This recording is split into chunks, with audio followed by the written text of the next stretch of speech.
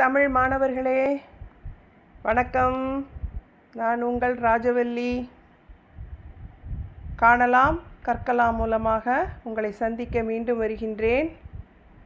நான் முன்பே கூறியது போல் நாம் தமிழ்த்தாய் வாழ்த்திலிருந்து ஆரம்பிக்கலாம். சரியா? கண்ணை மூடிக்கோங்க, நிமிர்ந்து உட்காருங்க, கையை வணங்கிக்குங்க, ஆத்மார்த்தமாக நன்றி சொல்லுங்க. உயிர் கொடுத்த தாயே, உரு கொடுத்த தந்தையே, அறிவெனும் குருவே, அருள் காட்டும் இறையே, இடம் கொடுத்த நாடே, இனம் காத்த மொழியே, தமிழே என் மூச்சே, தலைவணங்கி வணங்குதும் நான்கள். சரி, நம்ம என்ன பார்த்துட்ருந்தோம்? சென்ற வீடியோவில் உரைநடை பகுதி தமிழ் மொழியின் நடை அழகியல் பற்றி தீசு நடராஜன் அவர்கள் எழுதிய தொகுப்பிலிருந்து அந்த பாடப்பகுதியை நாம் பார்த்துட்ருந்தோம். பாதி பாடம் முடித்தோம். மீதி பாடத்தை தொடருவதற்காக இப்போது உங்கள் முன்னே நான் ஆரம்பிச்சிடலாமா? டைரெக்டாக வேறு எதுவும் நம்ம நேரத்தை வீணடிக்க வேண்டாம். பாட தொடர்ச்சி தானே, எனவே நம்ம பாடத்தை நம்ம ஆரம்பிச்சிடலாம். எல்லோரும் சந்தோஷமாக மைண்டை நல்ல தெளிவாக வச்சுட்டு ஹாப்பியான மோடில் பாடத்தை கவனிக்க ஆரம்பிங்க. நான் ஏற்கனவே சொன்னது போல் இது கொஞ்சம் நம்ம ஆழ்ந்து கவனிக்க வேண்டிய பாடம். எனவே கொஞ்சம் சந்தோஷமான மோடில் இதை கவனிங்க. நல்லாயிருக்கும், இன்ட்ரெஸ்டிங்காக இருக்கும். ஆரம்பிக்கலாம். ஒலி கோலங்கள். எந்த தொன்மையான மொழியும் சமிக்ஞையிலிருந்தும் இசையிலிருந்தும் தான் தொடங்குகிறது. சமிக்ஞை அப்படின்னா என்ன அப்படின்னா, கை கர்ண சொல்லுவாங்க. நம்ம நாட்டுப்புறங்கள்லாம் சொல்லுவாங்க, கை கர்ணை காட்டி பேசுகிறது அப்படிம்பாங்க. இப்போ வாய் பேச முடியாதவர்கள் எல்லாம் எப்படி அவங்களுடைய உணர்வுகளை வெளிப்படுத்துகிறாங்க? சமிக்ஞை மூலமாக, செய்கைகள் மூலமாக செய்து காட்டுவாங்க இல்லையா? அவங்களுக்குன்னு இப்போ வந்துருச்சு, அவங்களுக்குன்னு ஒரு செய்கை மொழியே வந்துடுச்சு. ஆனால் அந்த காலம், அதாவது மொழி தோன்றுவதற்கு முந்தைய காலம் என்று ஒன்று இருந்தது இல்லையா? அப்போவே பார்த்திங்கன்னா மனிதர்கள் அப்போவும் உணர்வு பூர்வமாக எல்லாம் பரிமாறிட்டு தானே இருந்திருப்பாங்க. அப்போ எப்படி மொழியே தோன்றாத காலத்தில் எப்படி அவங்க பேசியிருப்பாங்க? இந்த சமிக்ஞை மூலமாக தான். வான்னா நம்ம இப்படி கையை மடக்கி காட்டுறது, போன்னா இப்படி திரும்ப காட்டுறது, இதுதான் சமிக்ஞைன்னு சொல்கிறோம். உடல் அசைவுகள் மூலமாக, குறிப்புகள் மூலமாக நாம் நம்மளுடைய உணர்வுகளை வெளிப்படுத்திகிட்டு இருந்தோம்.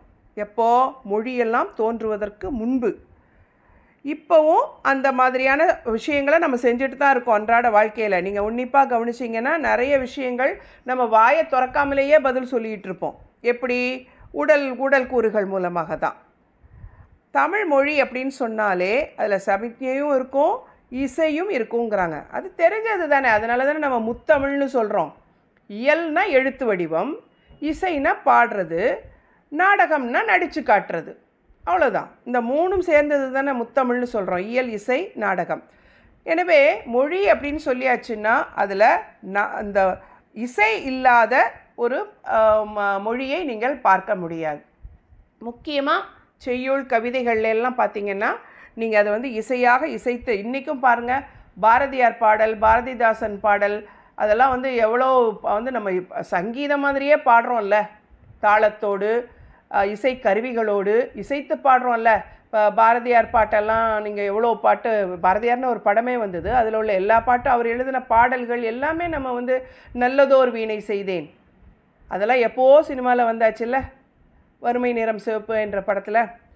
அதே மாதிரி பாரதிதாசன் பாட்டு சங்கே முழங்கு பாட்டு வந்துருச்சு இல்லையா? எனவே செய்யுள் அப்படின்னாலே, ஏன்னா நாம் பாவை அடியொட்டி தான் செய்யுள்கள் ஏற்றி கொண்டிருந்தோம். அப்போவே 2000 ஆண்டுகளுக்கு முன்பே உங்களுக்கு தெரிஞ்சிருக்கும். ஆசிரியப்பா, வெண்பா, வஞ்சிப்பா, கலிப்பா, 4 பா இருக்குல்ல. அந்த 4 பாக்கும் இலக்கணம் இருக்குது. எந்தெந்த பாவை என்னென்ன இலக்கணப்படி எழுதணும் செய்யுள்னு இலக்கணம் இருக்குது. அந்த வரம்பை மீறாமல் தான் அன்றெல்லாம் பாடல்கள், செய்யுள்களை ஏற்றி கொண்டிருந்தார்கள். அதுக்கப்புறமா தான் நாம் விருத்தங்கள் பாட ஆரம்பித்தோம். விருத்தங்கள்லாம் பாடி அதுக்கப்புறம் அதையும் தாண்டி நம்ம புது கவிதை, அப்படியே நமக்கு பரிணாம வளர்ச்சி கவிதையில் வந்துக்கிட்டே இருந்துச்சு. ஆனால் பண்டைய இலக்கியங்கள் பார்த்திங்கன்னா நற்றிணை, குறுந்தொகை, 18 8 தொகை பாட்டு, 10 பாட்டு எல்லாமே உங்களுக்கு தொடர்நிலை செய்யுள்கள் கூட, கம்பராமாயணம் கூட எல்லாமே வெண்பா தான். கம்பராமாயணம் முழுமையாக வெண்பால தான் பாடியிருப்பார் கம்பர். இந்த 4 பாவை வந்து பேஸ் பண்ணி தான் நமக்கு செய்யுள்கள் எல்லாம் ஏற்றி கொண்டிருந்தார்கள். எனவே இசை வேறு, தமிழ் வேறு, மொழி வேறு என்று நாம் பிரித்தல் இயலாது. மொழி சார்ந்த கவிதையும் இசையோடும் இசை கருவிகளோடும் தான் பிறக்கிறது. ஓசையும் பொருளும் இணைந்து கலை வடிவம் கொள்கின்றன. இதனையே அந்த பணுவலின் பாடலின் ஒலிப்பின்னல் என்கிறோம். எடுத்துக்காட்டாக ஒரு பாடல்.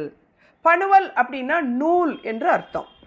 பணுவல்னா வேற ஒன்றுமே இல்லை, அது ஒரு இலக்கிய பெயர், அவ்வளோதான்.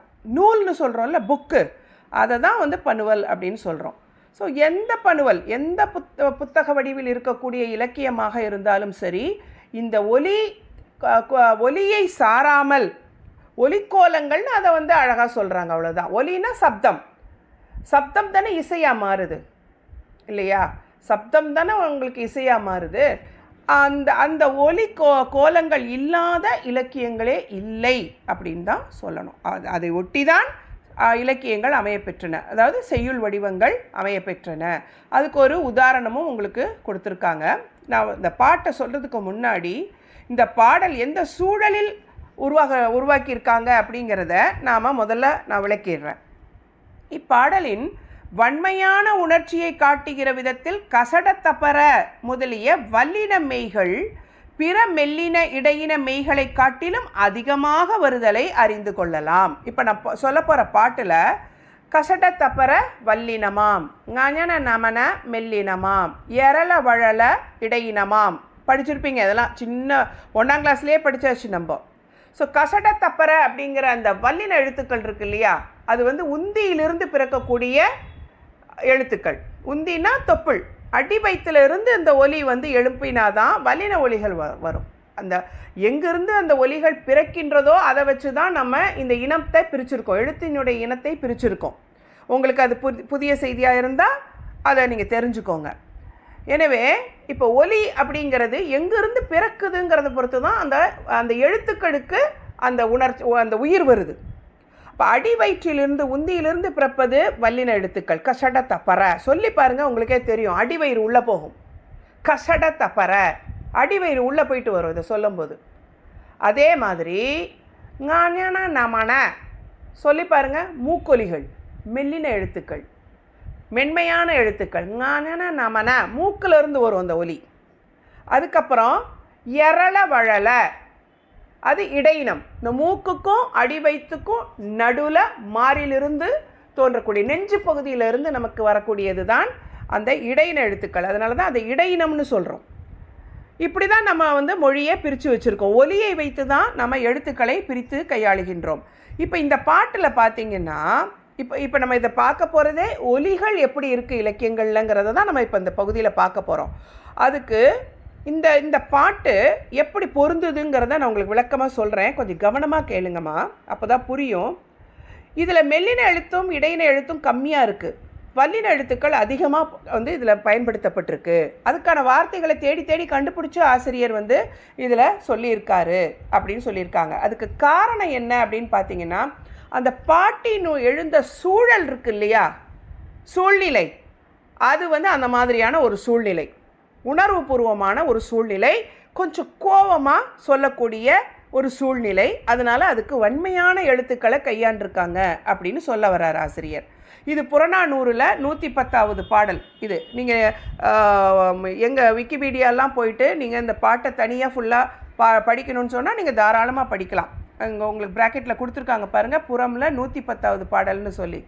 இங்கே வந்து உங்களுக்கு பாட்டை பற்றி ரொம்ப வியாக்கியானம் பண்ணலை அவங்க. அந்த ஒலிக்கோலம் இதில் எப்படி இருக்குங்கிறத மட்டும் சொல்கிறதுக்காக ஒரு எடுத்துக்காட்டாக தான், மேற்கோளாக தான் இந்த பாடலை சொல்லியிருக்காங்க. இப்போ இந்த பாட்டு என்ன அப்படின்னு சொன்னிங்கன்னா, இன்னும் சில பாடல் அடிகளை இங்கே இதன் அடிப்படையில் ஒப்பிட்டு பார்த்து ஒலிக்கோலத்தின் வலிமையை அறிந்து கொள்ளலாம். சிறு சிறு வாக்கியங்கள், இது அடுத்த பகுதிக்கு போயிடுது. ஸோ இந்த பாட்டை நான் உங்களுக்கு முதல்ல விளக்கிடுறேன். இந்த பாட்டை பாடினவர் யார் அப்படின்னு பார்த்தீங்கன்னா கபிலர். யாரை பற்றி பாடி இருக்கின்றார்னு பார்த்தீங்கன்னா அது பாரி. இப்போ உங்களுக்கு ஓரளவுக்கு புரிஞ்சிருக்கும். கபிலரும் பாரியும் நெருங்கிய நண்பர்கள். பாரி யாரு? நான் முதல்லையே உங்களுக்கு கடை 7 வள்ளல்களை பற்றி சொல்லும்போது பாரியை குறிப்பிட்டிருந்தேன். முல்லைக்கு தேர் கொடுத்தான் பாரி அப்படின்னு அந்த கதையெல்லாம் நீங்கள் முன்னாடி கேள்விப்பட்டிருப்பீங்க. இப்போ அதெல்லாம் பேசினா ரொம்ப நேரமாகும். அதனால் நான் பாடத்துக்குள்ளேயே உங்களுக்கு பொருளை விளக்க விரும்புகின்றேன். இப்போது அந்த பாரி வள்ளல், கடை 7 வள்ளல்களில் ஒருவர் இல்லையா? அந்த பாரியினுடைய கேபிட்டல், தலைநகரம் எதுவாக இருந்தது அப்படின்னு பார்த்தீங்கன்னா பரம்பு மலை என்ற ஒரு மலை தான் இந்த பாரிக்கு தலைநகரமாக இருந்தது. பரம்பு மலை அப்படின்னு சொல்லுவோம். அந்த பரம்பு மலை நல்ல வளமான ஒரு மலையாக இருந்தது. பயங்கர வளமை வளமை மிக்க ஒரு நாடாக இருந்தது அந்த பரம்பு மலை. அதனால் அந்த மூவேந்தர்கள் இருக்காங்க இல்லையா, சேர சோழ பாண்டியர்கள், அவங்களாம் நிலத்தை ஆண்டு கொண்டிருந்தார்கள். இந்த பரம்பு மலைங்கிறது மலை பகுதி. அங்கே பயங்கர செழிப்பான பச்சை பசேல்னு நல்ல வளங்களும் நிறைய கனிகளும் இருக்கிறத பார்த்துட்டு, வளம் இருக்கிறத பார்த்துட்டு அது மேலே ஒரு ஆசை வந்துச்சு. யாருக்கு? மூவேந்தர்களும். ஸோ வேணும்னே இப்போ பாரி என்பவர் ஒரு சிற்றரசன் தான், பேரரசன் கிடையாது. சேர சோழ பாண்டியர் பேரரசர்கள், பாரி ஒரு சிற்றரசன் தான். ஆனால் அவங்களுக்கும் பாரியின் மீது ஒரு பொறாமையும் அந்த நாட்டை கைப்பற்ற வேண்டும் என்ற எண்ணமும் வந்தது. அதனால் அவங்க என்ன செஞ்சாங்க, 3 பேரும் சேர்ந்து படையெடுத்தாங்க. இந்த வம்புக்கு போகிறதுன்னு சொல்லுவோம்ல, அதே தான். இதுக்கு பின்னாடி ஒரு சின்ன கதை இருக்குது, அது சொல்லட்டுமா? சரி, சொல்கிறேன். உங்களுக்கு கதைன்னா உங்களுக்கு ரொம்ப பிடிக்கும் இல்லையா? பாரிக்கு உங்களுக்கு தெரிஞ்ச பேர், சிரிக்காதீங்க, அங்கவை செங்கவை. அது இலக்கிய பேருமா. அந்த பேரை சினிமாவில் பயன்படுத்தி ரொம்ப பிரபல்யமாக்கிட்டாங்க.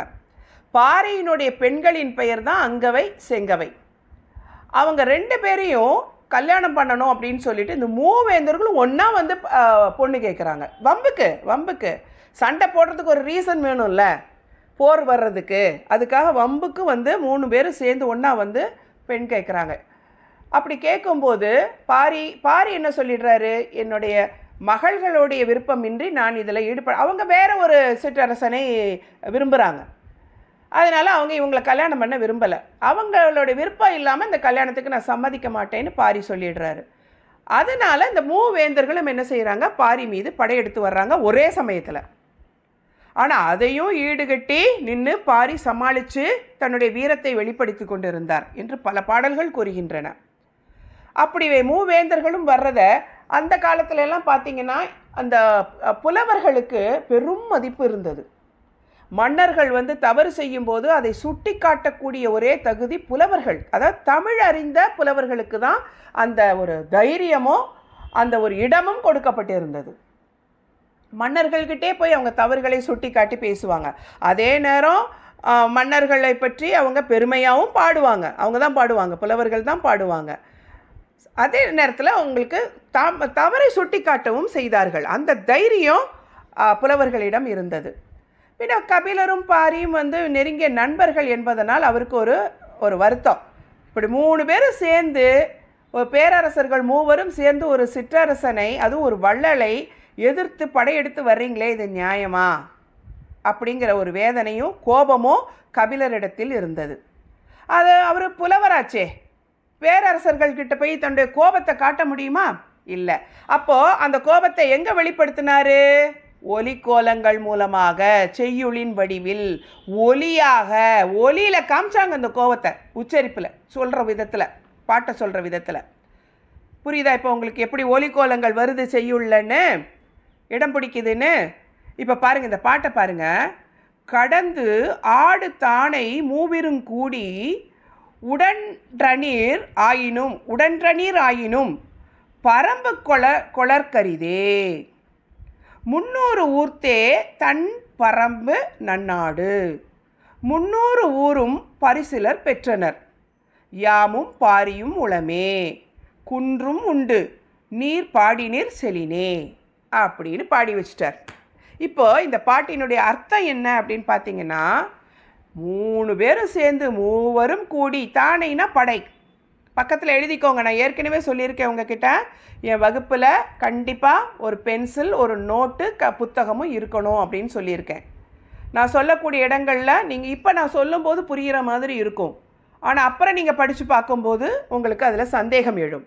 ஸோ நான் சொல்லும்போது அது பக்கத்தில் நீங்கள் பென்சிலில் எழுதிக்கிட்டீங்க அப்படின்னு சொன்னால் அர்த்தத்தையும் இல்லை நான் பிரித்து படிக்கிற இடத்துல ஒரு கோடும் போட்டுகிட்டே வந்தீங்கன்னா பின்னாடி நீங்கள் தனியாக உட்காந்து படிக்கும்போது உங்களுக்கு அது உதவியாக இருக்கும். சரியாம்மா? நான் சொல்கிறது புரிஞ்சுதா? நான் மறுபடியும் ஒரு தடவை சொல்லிவிட்டு உங்களுக்கு பொருளை விளக்குறேன். நீங்கள் இது வரைக்கும் செய்யலைன்னா இப்போவாது தயவுசெய்து பென்சில் எடுத்துக்கோங்க. கடந்து ஆடு தானை மூவிரும் கூடி உடன்றனர் ஆயினும் பரம்பு கொளற்கரியதே. நீங்கள் 3 பேரும் சேர்ந்து, சேர சோழ பாண்டியர்கள் 3 பேரும் சேர்ந்து உடன்ற நீர்னா மனதால் வேறுபட்டீர்கள். யாருக்கிட்ட? பாரிக்கிட்ட. மனதால் வேறுபட்டு பகைமை கொண்டு தானை பெரிய படையை கூட்டிக் கொண்டு பரம்பை கைப்பற்றுவதற்காக இங்கே படையெடுத்து வந்திருக்கீங்க. ரொம்ப சந்தோஷம். ஆனால் 300 ஊர்த்தே தன் பரம்பு நன்னாடு. இந்த பரம்பு நாட்டில் 300 ஊர் தான்ப்பா இருக்குது. 300 ஊரும் சிறந்த வளமான ஊர் தான், அதை நான் ஒத்துக்கிறேன். ஆனால் 300 ஊரும் இருக்குது. அந்த 300 ஊரும் பரிசிலர் பெற்றனர்.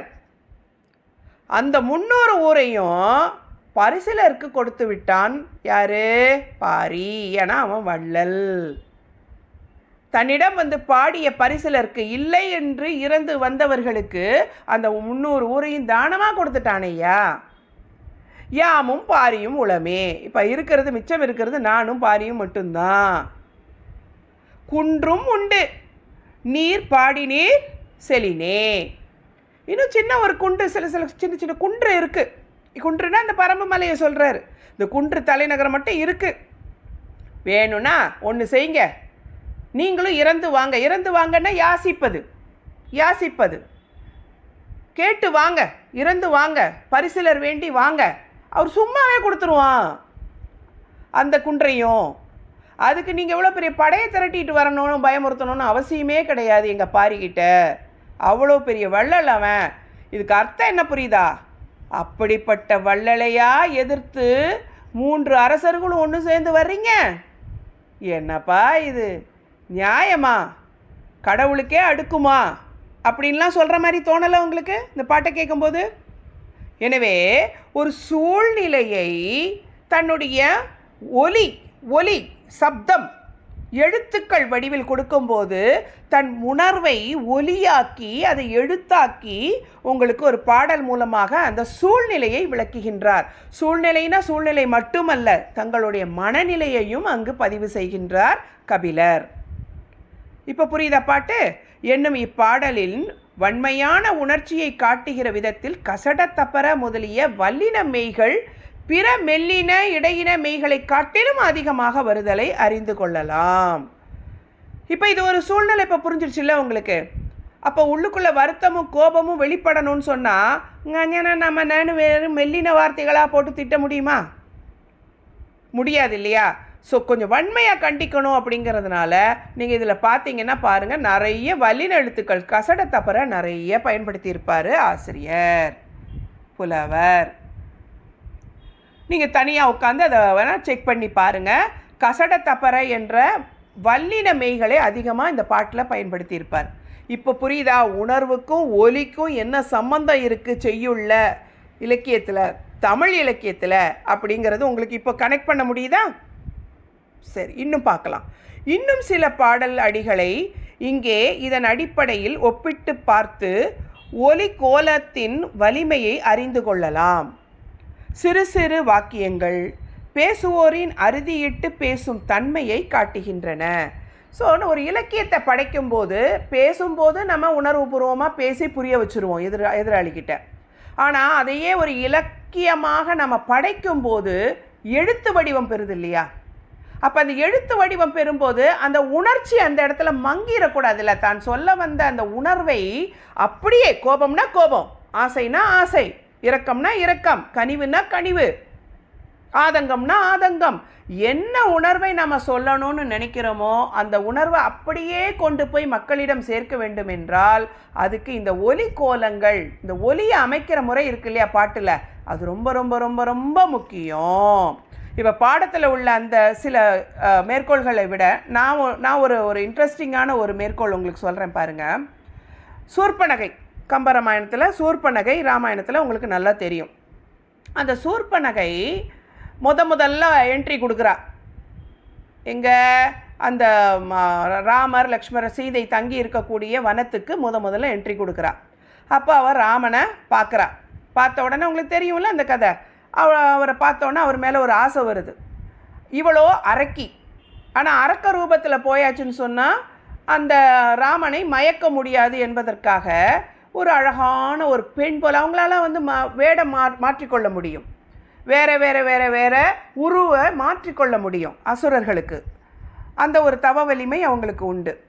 அதனால் அவன் என்ன செய்கிறா, தன்னை ஒரு அழகான பெண்ணாக, மிக அழகான ஒரு பெண்ணாக தன்னை மாற்றிக்கொண்டு அந்த பெண்ணுக்கு, அந்த அழகான பெண்ணுக்கு ஏற்ற நடையில், பொதுவாக அரக்கிகள் எப்படி நடப்பாங்கன்னு உங்களுக்கு நல்லா தெரியும், பார்த்துருப்பீங்க, நிறைய படங்களில் பார்த்துருப்பீங்க. ஆனால் இவ சூர்பனகை தன்னை ஒரு அழகான பெண்ணாக மாற்றிக்கொண்டதனால் அவள் என்ன செய்கிறா, அதுக்கு தகுந்த மாதிரி அழகாக நடந்து போகிறா. இப்போ இதை சொல்லணும், பாட்டில் கம்பருக்கு சொல்லணும் இந்த சிச்சுவேஷனை அப்படியே. இப்போ நான் உங்களுக்கு கதை மாதிரி சொன்னேன்ல, இதே மாதிரி ஒரு உணர்வை படிக்கிறவங்களுக்கு வர்ற மாதிரி அவர் வந்து சொல்லணும். இப்போ அதுக்கு அவர் பாட்டை எழுதுகிறார் பாருங்க. பஞ்சி ஒளிர் விஞ்சி குளிர் பல்லவம் அணுங்க செஞ்செவிய கஞ்சம் நிகர் சீரடியாளாகி அஞ்சொலின் இளமஞ்சை என அன்னமென மின்னும் வஞ்சியென நஞ்சம் என வஞ்சமகள் வந்தாள் அப்படின்னு பாட்டை எழுதுகிறார். இதில் மெல்லின எழுத்துக்கள் நிறைய இருக்கா. பஞ்சி சொல்லி மஞ்சை, அன்னம், வஞ்சி, பாருங்கள், கஞ்சம், நிறைய வந்து மெல்லின எழுத்துக்கள் இருக்குது பாருங்கள். ஏன்னா அவள் அவ்வளோ மென்மையாக நடந்து வந்தாளாம். மனசுக்குள்ளே ஃபுல்லாக வஞ்சகம், சூது, பொய். ஆனால் உருவம் மிக அழகான உருவம். அதுக்கு தகுந்தாற் போல் நடை மென்மையாக நடந்து அவள் அஞ்சி அப்படியே அடி மேலே அடி வச்சு ரொம்ப மென்மையாக நடந்து வர்றா. ஆனால் மனசு பூரா வஞ்சகம் அப்படிங்கிறத இந்த பாட்டில் மெல்லின எழுத்துக்களை நிறைய கையாண்டு அந்த ஒலிக்கோலங்களை பயன்படுத்தி அந்த கம்பர் எவ்வளோ அழகாக சொல்லியிருக்கார் பார்த்தீங்களா, அந்த சிச்சுவேஷனை புரிய வச்சுருக்கார் பார்த்தீங்களா. இதெல்லாம் ரசித்து படிக்க வேண்டிய இலக்கியங்கள்மா. படிக்கும்போது இத்தகைய தன்மைகள் எல்லாம் இலக்கியங்களில் இருந்தால் தான் நமக்கு ரசித்து படிக்கணுங்கிற ஆர்வம் வரும். தமிழ் மிக மிக அழகான ஒரு மொழிமா. உண்மையிலே நீங்கள் ஆர்வத்தோடு அதை படிக்க ஆரம்பிச்சிங்கன்னா கீழே வைக்கவே மாட்டீங்க புத்தகத்தை, படிச்சுக்கிட்டே இருப்பீங்க தமிழை. என்னுடைய வகுப்பு நான் எடுக்கும்போது எப்போவுமே ஒரு கம்ப்ளைண்ட் வரும் பேரண்ட்ஸ் சைடில் இருந்து. என்ன மேடம் அவங்க எப்போ பார்த்தாலும் தமிழை தான் படிக்கிறாங்க. நிறைய பேரண்ட்ஸ், என்னுடைய 30 ஆண்டு கால சர்வீஸில் நிறைய பேரண்ட்ஸ் வந்து சொல்கிறது இதை தான் நான் கேள்விப்பட்டிருக்கேன். அவங்க கெமிஸ்ட்ரி ஃபிசிக்ஸையே தொட மாட்டேங்கிறாங்க, எப்போ பாரு தமிழை தான் டெய்லி படிக்கிறாங்க அப்படின்னு சொல்லி. அப்போ நான் சொல்லுவேன், அதுக்காக நான் பெருமைப்படணுமா? எப்படிமா நான் திட்டணும்னு நீங்கள் எதிர்பார்க்குறீங்க பிள்ளைங்கள? அதுக்காக நான் பெருமைப்படணும். தமிழர்களாக நீங்களும் அதுக்கு பெருமைப்படுங்க. அதே மாதிரி ஒரு ஆர்வத்தை மற்ற பாடங்கள்லேயும் கொண்டு வர பாருங்கள், அவங்க அந்த புத்தகத்தையும் விரும்பி படிப்பாங்க அப்படின்னு நான் பெருமையாக சொல்லுவேன். இப்போ எனக்கு அது நினைவுக்கு வருது, அதனால் அதை உங்கள் கூட நான் பகிர்ந்து கொள்கிறேன். நான் தான் முதலே சொல்லிட்டேனே, நமக்குள்ள எந்த சீக்ரெட்ஸும் வேண்டான்னு சொல்லி. ஸோ எனக்கு அப்பப்போ என்னுடைய அனுபவங்களையும் உங்கள் கூட ஷேர் பண்ணுறேன். அப்போ தான் இன்ட்ரெஸ்டிங்காக இருக்கும், இல்லைன்னா பாடம் ரொம்ப போர் அடிக்கிற மாதிரி இருக்கும் இல்லையா. அதுக்காக தான் சொன்னேன். சரியா? இப்போ மறுபடியும் பாடத்துக்குள்ளே வந்துடலாமா? இப்போது ஒலிக்கோலங்கள் எப்படி செய்யலுக்குள்ளே பயன்படுதுங்கிறத நம்ம பார்த்தோம். அதை மாதிரி சில மேற்கோள்கள் இன்னும் கொடுத்துருக்காங்க. இங்கே பாருங்கள். படாம் ஈத்த கெடா நல்லிசை கடா யானை கலிமான் பேக, புறநானூரில் 145வது பாட்டில் இந்த ஒரு அது பெரிய பாட்டுமா. அதில் உள்ள இந்த 2 வரியை மட்டும் ஏன் கொடுத்துருக்காங்க அப்படின்னா, பேகனை சொல்லும்போது பேக என்று பேகனை குறிப்பிடும்போது ஒரு குறிப்பு கூப்பிடணும். அதுக்காக விழிக்கும்போது படாம் கெடா கடா என்று அளபெடைகளை பயன்படுத்தியிருக்காங்க பாருங்கள் வார்த்தைகளில் சொல்ல. அளபெடைங்கிறது ஒரு ஸ்பெஷல் சொற்கள், அதெல்லாம் அளபெடைங்கிறது இல்லையா இலக்கணத்தில். அந்த அளபெடை வார்த்தைகளை பயன்படுத்தி பேக அப்படின்னு சொல்லி அங்கே சொல்லியிருக்கிறது ஒரு அழகு, ஒரு சிறப்பு இந்த பாட்டுக்கு. அதே மாதிரி புணரின் புணராது பொருளே பொருள்வையின் பிரியின் புணராது புணர்வே நற்றிணையில் 16வது பாட்டில் சொல்லப்பட்டிருக்கு. இது வந்து ஒரு சூழல், ஒரு தலைவனும் தலைவியும் இருக்கக்கூடிய இடத்துல தலைவன் தன் நெஞ்சிற்கு சொல்லியதாக கூறக்கூடிய ஒரு பாட்டு, பெரிய பாட்டு இதுவும். இதில் அவங்க புணரின் புணராது பொருளேனா என்ன, அவன் வந்து பொருள் சம்பாதிக்கிறதுக்காக போகணும், கடல் கடந்து போகணும். அப்போல்லாம் பெண்கள் கடல் கடந்து போகிற வழக்கம் கிடையாது. எனவே அவளை தலைவியை விட்டுட்டு தலைவன் போகணும். ஆனால் அவன் நெஞ்சு வந்து அது தாங்கிக் கொள்ள மாட்டேங்குது, பிரிவை தாங்க முடியல, தலைவியை பிரிஞ்சு போகிறதுக்கு அவனுக்கு மனசு வரலை. அதனால் தன் நெஞ்சுக்கு சொல்கிறான், பொருள் முக்கியம்தான், புணரின் புணராது பொருளே. இப்போ நான் வந்து புணரின் என் தலைவியை நான் சேர்ந்திருக்க வேண்டும் என்று எண்ணினால் பொருள் என்கிட்ட இருக்காது. பொருள் வேண்டும் என்று நான் பிரிந்து சென்றால் நான் வந்து என்னுடைய தலைவியை புணர முடியாது, சேர முடியாது. ஸோ நெஞ்சே எது முக்கியம்னு பார்த்துக்கோ, பொருள் முக்கியங்கிறவங்க பொருளை தேடி போட்டோம், எனக்கு என் தலைவி தாயா முக்கியம் அப்படின்னு சொல்கிற மாதிரி ஒரு பாட்டு. இதில் அந்த புணரின் புணராது, அந்த அந்த அடுத்தடுத்த அடுக்கு தொடர் மாதிரி அந்த எதிர்ச்சொல்லாக இருக்குது பாருங்களேன், எதிர்மறையாக இருக்குது. புணரின் புணராது அந்த வார்த்தையை வச்சுருக்கு, பிரிவின் புணராது, புணராது புணர்வே. அந்த அடுத்தடுத்த வார்த்தைகள் அவர் போட்டிருக்கிற விதம் வந்து ரொம்ப சுவையாக இருக்குது. அப்போது இந்த பாட்டில் அவர் தான் சொல்ல வந்த பொருளையும் சொல்லிடுறாரு, அதே நேரம் அதை அழகாகவும் சொல்கிறாரு. அதை தான் நம்ம இங்கே புரிஞ்சுக்கணும். அடுத்து பாருங்கள், நுந்தை தந்தைக்கு இவன் தந்தை தந்தை. புறநானூரில் 290வது பாட்டில் இருக்குது இந்த வரி வருது. நுந்தை தந்தைக்கு, நுந்தைனா நும் தந்தை, உன் தந்தைன்னு அர்த்தம். உன்னுடைய தந்தைக்கு, சரியா, உன் தந்தைக்கு, நுந்தை தந்தைக்கு அவருடைய அப்பாவுக்கு இவனுடைய தந்தை தந்தை அப்படின்னு ஏதோ ஒரு பொருளில் ஒரு பாட்டில் வருது. எந்த அர்த்தத்தில்ங்கிறது பாட்டை முழுமையாக நீங்கள் படித்து பார்த்தா தான் தெரியும். இப்போ நாம் வந்து பாட்டை விளக்கிறதுக்கு இங்கே இல்லை. எப்படி அந்த வரிகள் வந்து இந்த ஒலி கோலங்கள் வந்து செய்யுளை இலக்கியத்தை மேம்படுத்துகின்றது, அதனுடைய ஆதிக்கம் என்ன அப்படிங்கிறத பற்றி தான் அந்த பாட்டு. அதுக்கு ஒரு மேற்கோள் தான் இது. எனவே இப்போ நுந்தை தந்தை, இவன் தந்தை தந்தை, அடுக்கு தொடர் பாருங்கள், தந்தை தந்தை அடுக்கு தொடர். ஸோ இந்த மாதிரி அடுக்கு தொடர்கள் இதையெல்லாம் பயன்படுத்தி எழுதும்போது இன்னும் சுவையாக இருக்கும், அந்த பாட்டை படிக்கிறவங்களுக்கு இன்ட்ரெஸ்டிங்காக இருக்கும் அப்படின்னு சொல்கிறாங்க. அந்த ஒலிக்கோலங்கள்ங்கிறது அந்த வகையில் பயன்படுகின்றது செய்யுள்களுக்கு, இலக்கியங்களுக்கு அப்படின்னு சொல்ல வர்றார். அவ்வளோதான் இங்கே விஷயம். உயிர் ஒலிகள், குறிப்பாக நெடில் ஒலிகளின் வருகையும் சில ஒலிகளும் சில பொருள்களும் திரும்ப வரல் தன்மை, அதான் அடுக்கு தொடர்னு சொன்னேன், தன்மை பெற்றிருப்பதும் இவற்றோடு சேர்ந்து நிகழ்த்த பெறும் சொல் விளையாட்டுகளும் இங்கே கவனத்திற்குரியன. இந்த ஒலிக்கோலம் சங்க பாடல்களில் முக்கியமான ஒரு பண்பு. இதுதான் ஒலிக்கோலம் என்பது. ஸோ சங்க பாடல்கள் எடுத்திங்கன்னா இந்த மாதிரியான பாடல்கள் தான் இருக்கும். வேகா ட்ரையாக எந்த பாட்டுமே இருக்காது. அதில் ஏதாவது ஒரு சுவை, ஏதாவது ஒரு டெக்னிக் இருக்கும். ஒன்று சொல்லில் இருக்கும், இல்லைன்னா வாக்கியத்தில் இருக்கும், இல்லைன்னா ஓமை உருவகம், இந்த மாதிரி ஏதாவது இருக்கும். இப்படி ஏதாவது யுக்திகளை கையாண்டு தான் செய்யுள்களை படைத்தார்கள். ஏதோ ஜஸ்ட் லைக் தட். இப்போ புது கவிதைன்னு ரொம்ப ஈஸியாக உரைநடையை பிச்சு பிச்சு பிச்சு பிச்சு போட்டு கவிதைன்னு சொல்லிடுறீங்க. அது ஆக்சுவலாக உரைநடை தான் சேர்த்து படிச்சிங்கன்னா.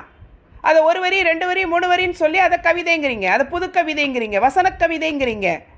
ஆனால் இதெல்லாம் மரபு கவிதைகள். இப்போ சொல்லுங்கள் எது ஈஸின்னு? எல்லா ரூல்ஸையும் பிரேக் பண்ணிட்டு போகிறது ரொம்ப சுலபம்மா. ஆனால் ஒரு சட்டத்திட்டத்துக்கு உள்ளே வாழ்வது தான் மிக மிக கடினமான ஒரு விஷயம். அதை தான் வாழ்க்கை நெறியாகவே கொண்டிருந்தார்கள் தமிழர்கள் 2000 ஆண்டுகளுக்கு முன்பே. அதை மறந்துடாதீங்க.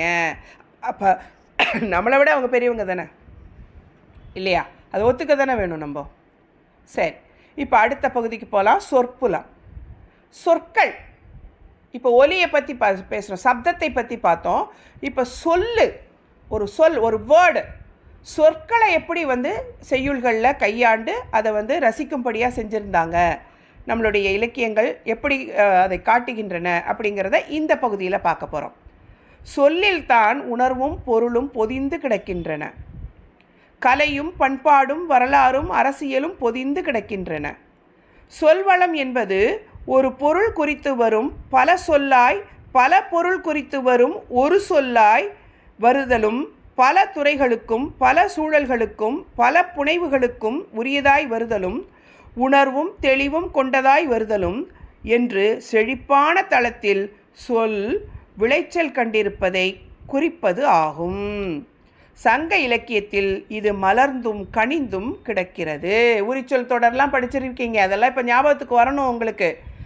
எனவே சொற்கள், உரிச்சொற்கள், இதெல்லாம் உரிச்சொற்கள் மூலமாக பல கவிதைகள் அதில் சேர்க்கும்போது, அந்த உரிச்சொற்களை சேர்க்கும்போது கேட்கவும் சுவாரஸ்யமாக இருக்கும், பல வார்த்தைகளும் கிடைக்கும் நமக்கு. இப்போ பாருங்கள், முல்லைக்கலியில் காளையின் பல இனங்களை காட்டுகிற சொற்கள் நிரம்பி கிடக்கின்றன. இந்த முல்லைக்கலியில் காளைனா என்ன, எருது மாடு, அதை சொல்லக்கூடிய அந்த இனத்தை பேசக்கூடிய பல இடங்கள் அதில் நிறைய வருது, பல இடங்கள் வருது. அப்போது எல்லா இடத்துலையும் காளை காளை காளைன்னு சொன்னால் உங்களுக்கு போர் அடிக்காது? இன்றைய இலக்கியத்தில் இப்படிதான் கி. ராஜநாராயணன் கிடை என்னும் குறுநாவலில் ஆடுகளின் அடையாளங்களை பல பெயர்கள் சொல்லி அழைக்கிறார். அப்போது நம்ம இப்போது உலகம்னு எடுத்திங்கன்னா அதை பார்னு சொல்லலாம், ஞாலம்னு சொல்லலாம் இல்லையா, பூதலம்னு சொல்லலாம். பல பல சொற்கள் இருக்குது, ஒரே ஒரு பொருளுக்கு பல சொற்கள் இருக்குது. இப்போ பாரதியார் பாடல், பாரதிதாசன் பாடல்கள் எல்லாம் நீங்கள் அதை நிறைய பார்க்கலாம். ஒரே உலகம் என்ற அந்த ஒரு சொல்லையே போட்டுகிட்டே வந்தானா அதில் சுவாரஸ்யம் இருக்காது. ஒரு இடத்துல பார்னு சொல்லுவார், ஒரு இடத்துல ஞாலம்பார், புரியுதா? ஒரே பொருள் கொண்ட சொற்கள் பல கையாளுவாங்க. அதை தான் இங்கே இப்போ சொல்கிறாங்க, வேறு ஒன்றும் இல்லை. கிடை என்ற அந்த ஒரே ஒரு அந்த ஆட்டினுடைய பெயரை பல பல பெயர்களிட்டு ராஜநாராயணன் பயன்படுத்தி இருக்கின்றார் தன்னுடைய நாவலில். நாவல்னா கதை புஸ்தகம், அதில் பயன்படுத்தியிருக்காரு. எதை பேஸ் பண்ணி?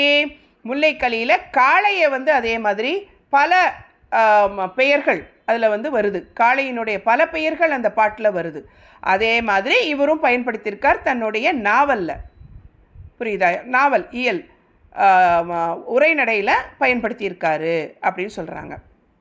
இதுவும் இந்த சொல்வளம் என்பது ஒரு பண்பாட்டின் அடையாளமாக இருக்கின்றது. சொல்வளம் என்பது தனி சொற்களாய் நிறைந்து அமைவதையும் குறிக்கும். ஒன்றிற்கு மேற்பட்ட சொற்கள் கவுக்கை நிகழாமல் முயங்கி கிடப்பதையும் குறிக்கும். சொற்களை பல இடங்களில் பல மாதிரி போடலாம், ஆனால் கவுக்கைன்னா என்ன கஷ்டம், இது உங்களுக்கு தெரிய வாய்ப்பில்லை. அகராதியெல்லாம் பார்த்தா தான் இதனுடைய, அகராதினா டிக்ஷனரி, அகராதியெல்லாம் பார்த்தா தான் இதனுடைய அர்த்தம் என்னங்கிறது உங்களுக்கு புரியும். இதுக்கு பல அர்த்தம் இருக்குது இந்த கவுக்கைங்கிறதுக்கு. உள்ளீடு, விருப்பம், கட்டமைப்பு, முயக்கம் என்று பல அர்த்தங்கள் இருக்குது. ஆனால் இந்த இடத்துல என்ன சொல்லியிருக்காங்க அப்படின்னா, சொற்களை பற்றி சொல்லிட்டு வர்றாரு இல்லையா, சொல்வளத்தை பற்றி சொல்லிட்டு வர்றாரு. ஒரு இலக்கியத்தில் செய்யுள்ள சொற்களை பயன்படுத்தும் போது அதனுடைய உள்ளீடு கட்டமைப்பு குறையாமல்னு எடுத்துக்கணும். இங்கே கவுக்கைனா கட்டமைப்பு அப்படின்னு பொருள் எடுத்துக்கணும். இந்த இடத்துல சொல்ல வந்ததையும் சொல்லணும், அதே நேரம் பொருள் மாறக்கூடாது இல்லாமா, பொருள் மாறக்கூடாதுல்ல. நான் வேறு சொல்ல போடுறேன்னு சொல்லிட்டு நீ வேறு சம்மந்தம் இல்லாத ஒரு சொல்ல போட்டுட்டேன்னு சொன்னால் பொருளே மாறி போயிடுமில்ல, அனர்த்தமாகிடும் இல்லையா, அர்த்தம் இல்லாத ஒரு வாக்கியம் ஆகிடும்ல அது. அதனால தான் அந்த கட்டமைப்பு கலையாமல் நீ என்ன சொல்ல வர்றியோ அதில் எந்த ஒரு மாற்றமும், அந்த உணர்ச்சியில் அந்த பொருளில் எந்த மாற்றமும் இல்லாமல் சொற்கள், அதற்கு இணையான பொருள் தரக்கூடிய சொற்களை கவனமாக எடுத்து கையாளும் திறம் கொண்டவர்கள் நம்மளுடைய கவிஞர்கள். இப்போ சொல்லுங்கள், ஆதி காலம் ஓல்ட் இஸ் கோல்டுன்னு அதனால தான்மா சொல்கிறோம். பழமையை நாங்கள் தகுர்த்தெறிவோம்ங்கிறீங்களே, எது கஷ்டம்? உங்களால் அது முடியல, அதை சமாளிக்க முடியல, அதனால அதை உடைச்செறியணும்னு நிற்கிறீங்க. அதை ஒத்துக்கோங்க, தோல்வியை ஒத்துக்கோங்க. ஈஸியாக கிடைக்கணும், ஈஸியாக பேசணும், எல்லாத்தையும் ஈஸியாக செய்யணும்னு நினைக்கிறதுனால, மனிதர்களுடைய மனோபாவம் மாறிவிட்டதுனால நாம் இன்றைக்கி இலக்கியங்களை மறந்து கொண்டே வருகின்றோம், தமிழை மறந்து கொண்டே வருகின்றோம், தமிழ் வார்த்தைகளை மறந்து கொண்டே வருகின்றோம். அதை நிச்சயமாக அதை ஒத்துக்க தான் வேணும். அதுக்கு பதிலாக இதை மாதிரி நிறைய இலக்கியங்களை படிங்க, பரீட்சைக்காக இல்லாமல் நிறைய புத்தகங்கள் படிங்க. படிக்கும்போது நிறைய வார்த்தைகள் உங்களுக்கு கிடைக்கும். கண்டிப்பாக உங்கள் எல்லார்கிட்டேயும் ஒரு டிக்ஷனரி கண்டிப்பாக வச்சுருக்கணும், அகராதி. நான் எங்கே போனாலும் என்கிட்ட ஒரு அகராதி இருக்கும்மா, பழைய அகராதி, எனக்கு அது ஒரு பரிசாக கிடைத்த அகராதி. அது கிட்டத்தட்ட 40 வருஷத்துக்கு மேலே ஆச்சு. இருந்தாலும் அது என் கையிலேயே வச்சுருப்பேன், பத்திரமாக வச்சுருக்கிறேன் அதை இன்னும். எங்கே போனாலும் டக்குன்னு அதை எடுத்தோமா அதில் என்ன மீனிங்னு பார்த்தோமான்னா உங்களுக்கு அதில் ஆர்வம் வரும். புதிய புதிய வார்த்தைகளும் நீங்கள் நிறைய கற்றுக்கலாம். சரியா? இப்போ கவக்கை அப்படிங்கிறது ஒரு புதிய வார்த்தை, அதை நீங்கள் இப்போ கற்றுக்கிட்டு இருக்கிறீங்க.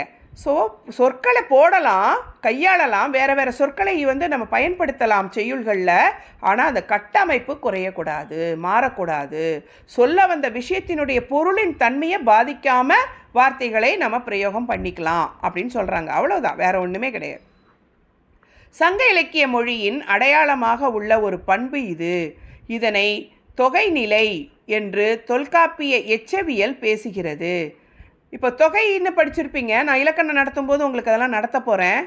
தொகைகள் படிச்சிருக்கீங்க. 6 தொகை இருக்குது அப்படின்னு படிச்சிருக்கீங்கல்ல. ஓமை தொகை, பண்பு தொகை, உம்மை தொகை படிச்சிருப்பீங்க. ஞாபகம் வரும்னு நினைக்கிறேன். இப்போது அந்த 6 தொகைகள், அந்த தொகை நிலைங்கிறது காம்பவுண்ட் வேர்ட்ஸ். அந்த மாதிரி காம்பவுண்ட் வேர்ட்ஸ் இல்லாமல், தொகைநிலை இல்லாமல் தொகாநிலை சொற்களை பயன்படுத்தி செய்யுள்களை எழுதுவது அது ஒரு திறன். இப்போ இந்த நீர்படுகின்ற அப்படிங்கிற வார்த்தையை எடுத்துக்கோங்களேன். ஏன்னா இப்போ சொல்ல பற்றி தானே நம்ம பார்க்குறோம். அப்போ வார்த்தையை தானே பார்க்கணும். நீர்படுகின்ற அல்லது நீர்பட்ட அப்படிங்கிற வார்த்தையை பயன்படுத்தினாங்கன்னா பாட்டில் அதனுடைய அர்த்தம் என்ன? பசுமையான களம்னு அர்த்தம். எதுவும் தொகாமல் வருகிற தொடர்மொழி இது.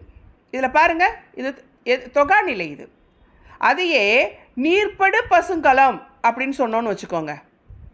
அப்படின்னு சொல்லும்போது பசுங்கலம், பசுமை ப்ளஸ் களம், பண்பு தொகை வந்துடுதா அந்த இடத்துல?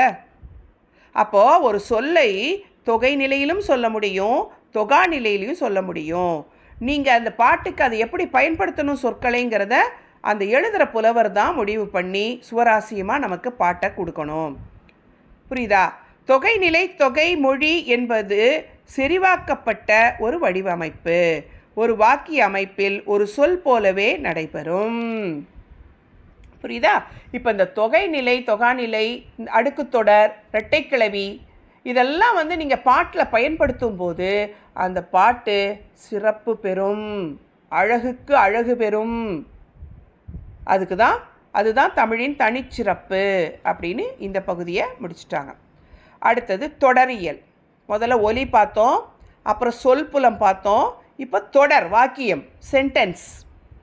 ஒரு வாக்கியமாக எப்படி இலக்கியத்தில் சிறப்பு பெறுது தமிழ் அப்படிங்கிறத இந்த பகுதியில் பார்க்க போகிறோம். ஒலிக்கோலமும் சொற்புலமும் சொற்தொடர் நிலையும் பாடலின் தளத்தை ஏர் நடத்தி பண்படுத்தி போகின்றன என்றால் பாத்தி கட்டி வரப்பு உயர்த்தும் பணிகளை தொடரியல் வடிவம் செய்கின்றது. சொல்லுவோருடைய மொழித்திறன் வாசிப்போருடைய உளப்பாடாக மறித்தாக்கம் பெற வேண்டும். அப்படின்னா என்ன? டிரான்ஸ்ஃபர்மேஷன். நம்ம என்ன அதான் நான் ஆரம்பத்திலே சொன்னேன் உங்ககிட்ட. நாம் என்ன நினைக்கிறோமோ அந்த உணர்வை அப்படியே கேட்குறவங்க கிட்ட கொண்டு போய், சில பேர் கதை சொல்லும்போது பார்த்துருக்கீங்களாமா, அப்படியே ஒரு சினிமா பார்த்த எஃபெக்ட் கிடைக்கும். கதையிலேயே நம்மளை அழ வச்சுருவாங்க, சிரிக்க வச்சுருவாங்க, துன்பப்பட வச்சுருவாங்க. கதை சொல்லும்போதே அவ்வளோ அழகாக சொல்லுவாங்க, உணர்ச்சி பூர்வமாக. அதுதான் இலக்கியத்திறன். நீ சொல்ல வரும்போதே ஈட்டி முழக்கி அது சொல்ல தெரியாமல் சுற்றி வளைச்சி குழப்பி சொல்கிறவங்களுக்கு புரியாமல் சொல்ல வந்தேன்னா உன்னை பார்த்தாலே 4 கால் பாய்ச்சலில் ஓட்டம் எடுத்துருவாங்க. ஐயோ இவங்ககிட்ட மாட்டிடக்கூடாதுப்பா, இவன் பேசினான்னா நம்ம செத்தோம், காதில் ரத்தம் வந்துடும் அப்படின்னு ஓட ஆரம்பிச்சிருவாங்க. அதுவே நீ அழகாக பேசுகிறேன்னா அவங்ககிட்ட பேச விரும்புவாங்க எல்லாரும்.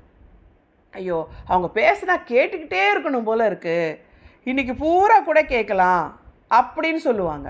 எப்போ இந்த மாதிரியான சொற்புலம், ஒலிக்கோலம், தொடரியல் எல்லாத்தையும் அது திடீர்னு வந்துடாதுமா.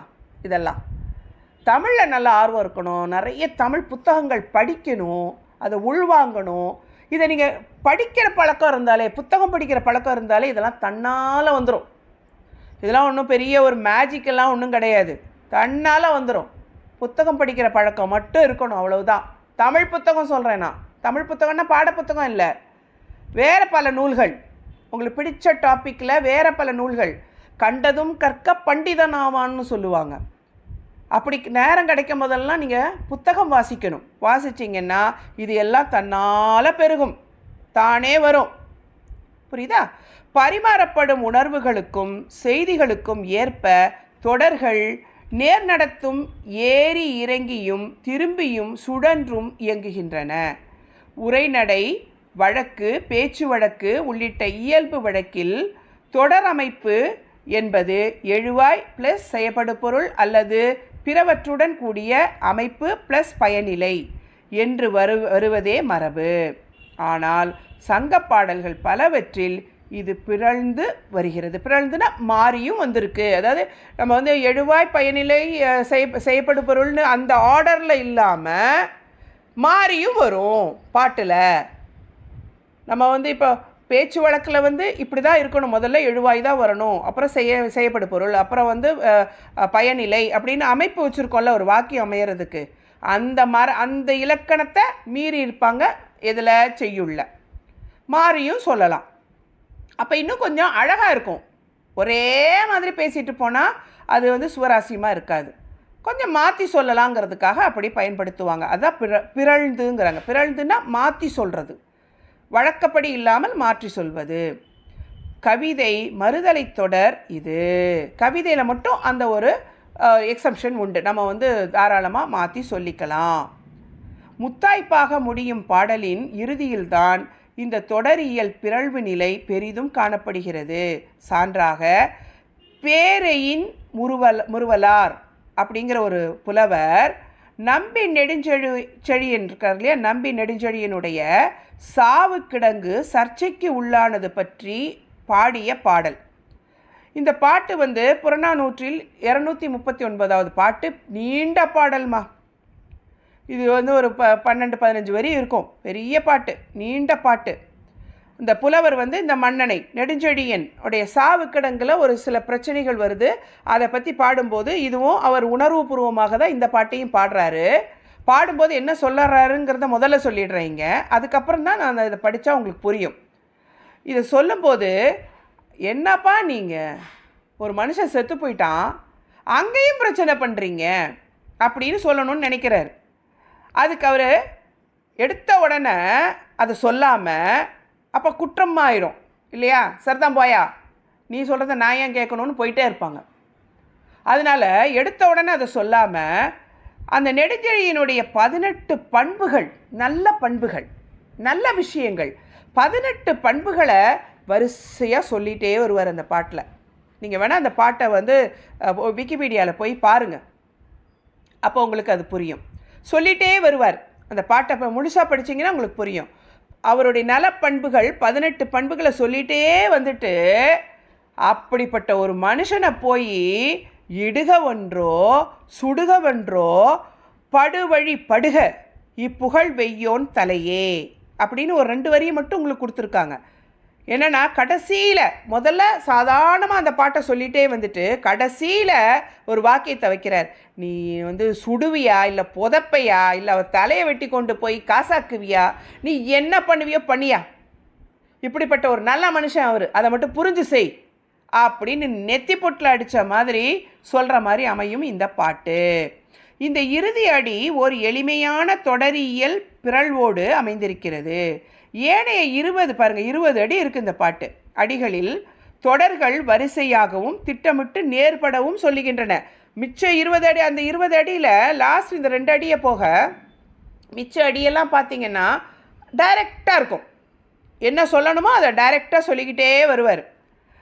தொடியுடைய தோள் மணந்தனன் என தொடங்கி ஒவ்வொரு அடியும் தனித்தனியே வினை முற்றுக்களோடு தன்னிறைவோடு முடிகின்றன. இப்படி ஒரு 18 பண்புகளை வரிசைப்படுத்திய பிறகு தொகுத்து சொல்வது போல ஆங்கு செய்பவெல்லாம் செய்தனன் ஆதலின், அவன் அதெல்லாம் செஞ்சுட்டு போயிட்டான், இவ்வளோ நல்லவன், இத்தனை குணங்கள் 18 குணங்கள் அவனு நன்மையை பற்றி சொல்கிறேன் நான், அவ்வளோ நல்லவன் அவன் அவ்வளவும் பண்ணிட்டு போயிட்டான். ஆனால் நீங்கள் அவன் உடம்ப புதைக்கிறதா சுடுறதா அப்படின்னு நீங்கள் பாலிடிக்ஸ் பண்ணிகிட்ருக்கிறீங்க. ஆதலின் என கூறிவிட்டு போடா போ, புதைத்தால் புதை சுட்டால் சுடு என்று அலுத்து கொள்கிறது. கடைசி இந்த 2 அடி மட்டும் அந்த அலுப்பை வெளிப்படுத்துகின்றது. பாடலின் தொடரியல் சார்ந்த வடிவமைப்பு இதற்கு துணை நிற்கின்றது. புரியுதா? இப்போ உங்களுக்கு அது ஒரு கதை சொன்ன மாதிரி ஆயிரும் பாருங்க. கடைசியில் அந்த உணர்ச்சி அவர் சொல்கிற விதத்தில் ஒரு கதை சொல்கிற மாதிரி வந்து ஒரு ஒரு சூழ்நிலையை அந்த புலவர் கொடுக்குறாரு அப்படின்னு சொல்லி அந்த தொடரியலுக்கு ஒரு செய்யுள்ள எவ்வளோ பங்கு இருக்குது அப்படிங்கிறதுக்கு இது ஒரு மேற்கோளாக காட்டி இந்த பாடலை குறிப்பிட்டிருக்கின்றார். நடையியல் வடிவமைப்பின் பகுதிகளையும் முழுமையினையும் சார்ந்தே இருக்கிறது. அத்தகைய தமிழ் அழகியலை கட்டமைப்பதற்கு சங்க இலக்கியமே முதன்மை ஆதாரம். அந்த பணுவலின் நீண்ட நெடும் இழைகளும் அதற்குள் குறுக்கும் நெடுக்குமாக ஊடு பரவி ஓடும் இழைகளும் கருத்தியல் நிலையிலும் வடிவமைப்பு நிலையிலும் கவன ஈர்ப்பை தருகின்றன.